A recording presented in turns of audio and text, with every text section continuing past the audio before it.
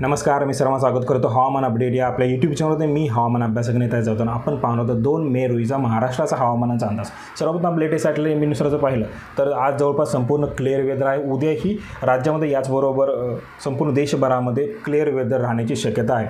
येणाऱ्या 24 तासानंतर एक वेस्टर्न डिस्टर्ब हा जम्मू काश्मीरमध्ये येणार आहे. हा या ठिकाणी जो वेस्टर्न डिस्टर्ब दिसतोय तोच या ठिकाणी 3 तारखेला जम्मू काश्मीरमध्ये सक्रिय होईल. त्याच्यानंतर उत्तरेकडील थंड हवा राज्याच्या दिशेने येण्याची दाट शक्यता आहे. त्याच्यानंतर मात्र बंगालच्या उपसागरामधूनही वाऱ्याचा प्रभाव आहे, तो राज्याच्या दिशेला येण्याची शक्यता. म्हणजे 6 ते 7 मे नंतर राज्यामध्ये 1-2 ठिकाणी पावसाचीही शक्यता आहे. मात्र येणाऱ्या 24 तासात राज्यात कोणत्याही स्वरूपाचा पावसाची शक्यता नाही.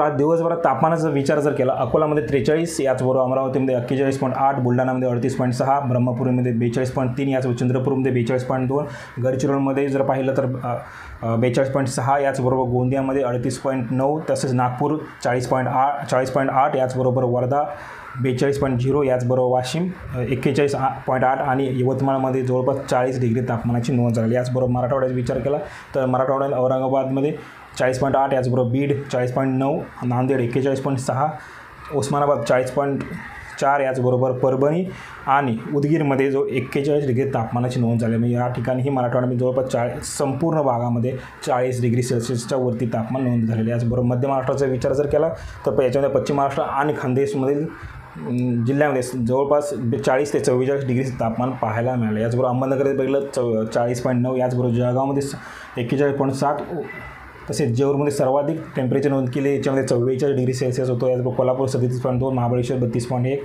मालेगाव 43 डिग्री, तसेच नाशिक 37 डिग्री, याचबरोबर सांगली 39.6, याचबरोबर सातारा 38.4 आणि सोलापूरमध्ये 42.6 डिग्री तापमानाची नोंद झाली. याचबरोबर आपण मग मुंबई आणि कोकणचा विचार केला, अलिबागमध्ये 32.6, याचबरोबर डहाणू 35, याचबरोबर हरणाई 33.4, याचबरोबर मुंबई 33.2 आणि मुंबई सांताक्रूज या भागामध्ये 34.2 एवढ्या तापमानाची नोंद झाली. याचबरोबर रत्नागिरीचा विचार केला 33.7 डिग्री तापमानाची नोंद हे कालपासून ते आजपासून दिवसभरामध्ये झालेले पाहायला मिळाले. याचबरोबर येणाऱ्या 24 तास राज्यात तापमानाचा विचार जर केला तर मराठवाडा, विदर्भ या संपूर्ण भागामध्ये 40 ते 42 व काही भागांत 44 डिग्री तापमानाची नोंद होण्याची शक्यता आहे. याचबरोबर विदर्भात उत्तरेकडला जो भाग आहे म्हणजेच अमरावती, वर्धा, नागपूर, भंडारा, गोंदिया, याचबरोबर गडचिरोलीचा उत्तरेकडील भाग या भागामध्ये 40 ते 42 व दक्षिणेकडील भाग जो आहे या भागामध्ये 44 डिग्री तापमान जाण्याची शक्यता. याचबरोबर संपूर्ण मराठवाड्यामध्ये जर पाहिलं तर 43 ते 44 डिग्री तापमान जाण्याची शक्यता. याचबरोबर पश्चिम महाराष्ट्रामधील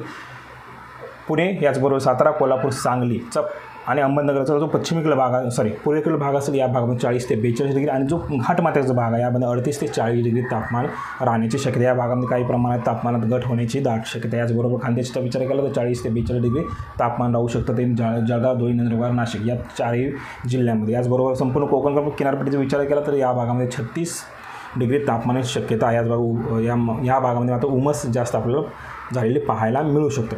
हे होतं उद्याचं हवामान अपडेट. जर आपण हवामान अपडेट या यूट्यूब चॅनल सबस्क्राईब केलं नसेल कृपया सबस्क्राईब करा, बेल आणि नक्की क्लिक करा. धन्यवाद.